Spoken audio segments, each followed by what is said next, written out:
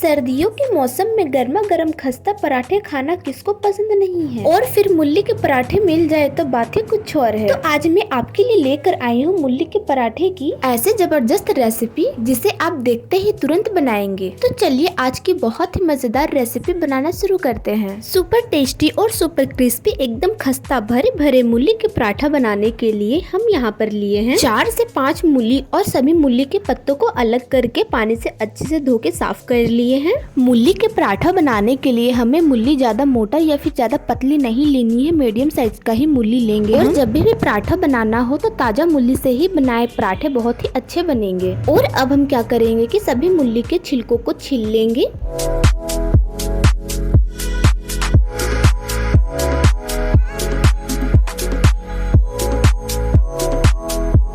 यहाँ पर हम सभी मूली के छिलकों को छील के इसे पानी से अच्छे से धो के साफ कर लिए हैं। तो अब हमें इस मूली को कद्दूकस करना है। तो यहाँ पर हम मूली को कद्दूकस कर लेते हैं। मूली को हमें ज्यादा मोटा या फिर ज्यादा पतला कद्दूकस नहीं करना है, मीडियम साइज का ही कद्दूकस करेंगे। अगर मूली को हम ज्यादा मोटा कद्दूकस करेंगे तो जब हम पराठा बनाएंगे तो पराठा में जो स्टफ करेंगे मूली का तो वो बाहर निकल आएगा।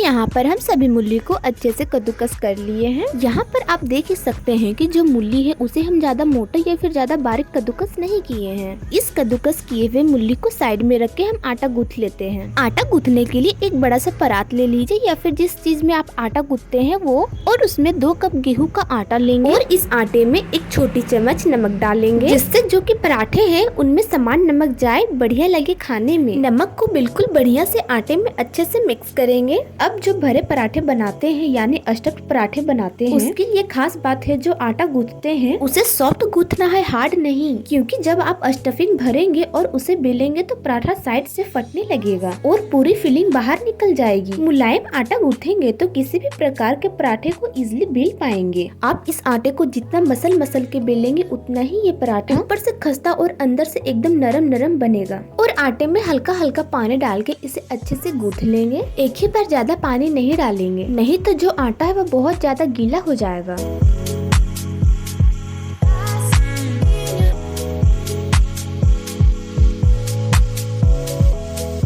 यहाँ पर हम एकदम बढ़िया सॉफ्ट आटा गूंथ लिए हैं, तो इसे हम ढक के कम से कम 10 से 15 मिनट के लिए रेस्ट पे रख देंगे। तब तक हम पराठे के लिए मूली का एक चटपटा सा स्टफ बना लेते हैं। तो यहाँ पर कढ़ाई गर्म हो चुका है, तो इसमें हम 2 बड़े चम्मच सरसों के तेल डालेंगे। जैसे ही तेल गर्म हो जाएगी इसमें 1 चम्मच सरसों के दाने डालेंगे। जैसे ही सरसों के दाने चटक जाएंगे उसमें हम कद्दूकस किए हुए मूली को डाल देंगे और इसे 3 से 4 मिनट के लिए भून लेंगे, ताकि जो मूली में एक्स्ट्रा पानी होगा वो उसे एब्जॉर्ब कर लेगा।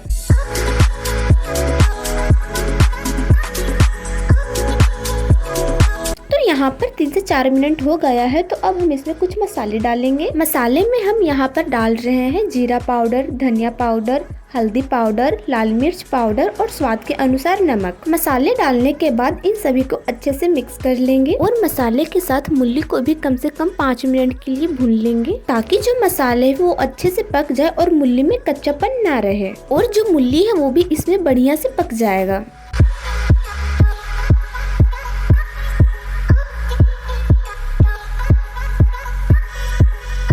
यहाँ पर इसे पकाते हुए 5 मिनट हो गया है और यहाँ पे आप देख ही सकते हैं कि जो मूली है वो पूरे अच्छे से पक गया है। तो अब हम इसके ऊपर से बारीक कटे हुए धनिया पत्ते डालेंगे और इन सभी को अच्छे से मिला लेंगे। तो यहाँ पर बिल्कुल तैयार है मूली के पराठे के लिए एकदम चटपटा सा मूली का स्टफ्ड। इस आटे को रखा हुआ 10 से 15 मिनट हो गया है और ये अच्छे से एकदम सेट हो गया है। तो इसे एक बार अच्छे से फिर से मिला लेते हैं। इस आटे को हम अच्छे से मिला लिए हैं, तो अब इसमें से हम एक मीडियम साइज का लोई लेंगे और इस लोई को हथेली के बीच में रख के इस तरह से इसे रोल कर लेंगे। इस लोई के ऊपर दोनों अंगूठों को ऊपर रख के धीरे धीरे प्रेस करके इसे रोटेट करेंगे तो ये कटोरे जैसा बन जाएगा। और इसके किनारों को भी हल्का दबा के इसे हल्का पतला करेंगे। इसी तरह से करना है, ये देखिए। अब हम क्या करेंगे कि जो मूली का स्टफ बनाए थे उसे इस आटे के बने हुए कटोरी के बीच में डालेंगे।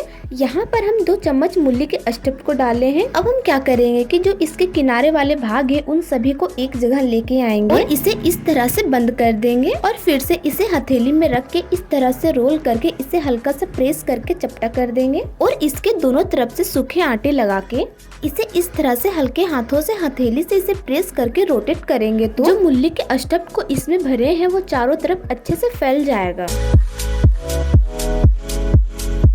तो अब हम चलते हैं इसे रोल करने के लिए। तो इसे हम हल्के हाथों से रोल कर लेंगे, ज्यादा प्रेशर लगा के रोल नहीं करेंगे, नहीं तो जो स्टफ्ड है वो बाहर आने लगेगा। इस बात का ध्यान रखना है कि जब भी हम किसी भी प्रकार का स्टफ्ड पराठा बनाते हैं तो उसे हमें हल्के हाथों से ही रोल करना है। अगर बीच में लगे कि पराठा जो है वो चिपक रहा है तो उसमें हल्का सा सूखे आटे लगा के अच्छे से बेल लेंगे। यहाँ पर आप देख ही सकते हैं कि जो हम स्टफ्ड भरे थे वो कहीं से भी बाहर नहीं निकला है। तो अब हम इस पराठे को सेक लेते हैं।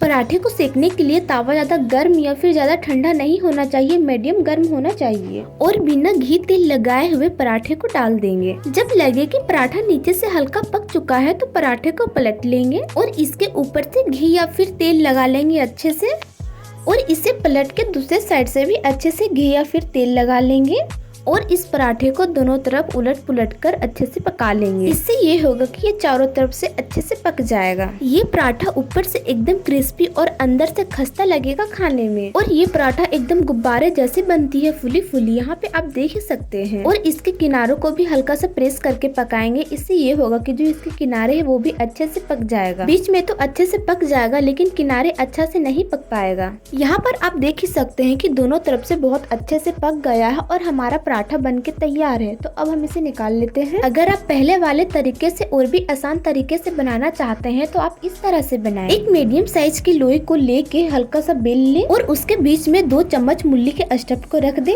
और इसके किनारों को इस तरह से एक जगह ला के इस तरह से बंद करके और जो ऊपर में एक्स्ट्रा आटा है उसे निकाल लें और इसको हथेली में रख के इसे अच्छे से रोल करके इस लोई के ऊपर सूखे आटे लगा के हल्के हाथों से इसे इस तरह से प्रेस कर ले चारों तरफ से और इसके बाद इसे बेलन से बेल ले।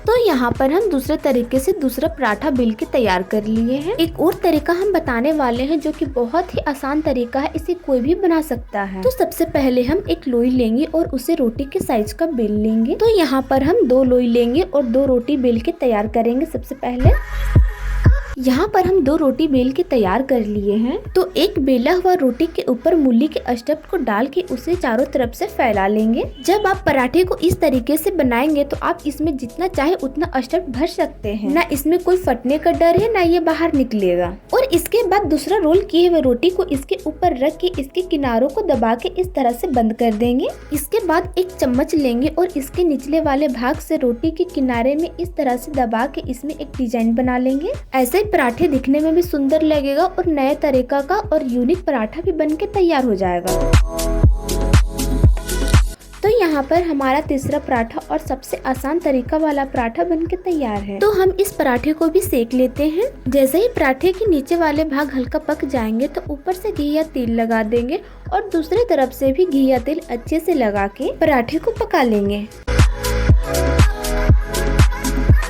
तो यहाँ पर हमारा तीसरा पराठा भी बनके तैयार है। तो ये लीजिए बिल्कुल तैयार है हमारे विंटर स्पेशल बहुत बहुत टेस्टी भरे भरे एकदम खस्ता मूली के पराठे। आप इस पराठे की रेसिपी को एक बार जरूर ट्राई करें। यहाँ पर आप देख रहे हैं कि कितना भरे भरे मूली के पराठे बनके तैयार हुआ है। तो आप मेरे इस तरह से एक बार मूली के पराठे जरूर बनाएं। उम्मीद करती हूँ कि आज की रेसिपी आपको पसंद आया होगा। वीडियो अच्छा लगा हो तो वीडियो को लाइक और शेयर करें और मेरे चैनल को सब्सक्राइब करना बिल्कुल न भूलें।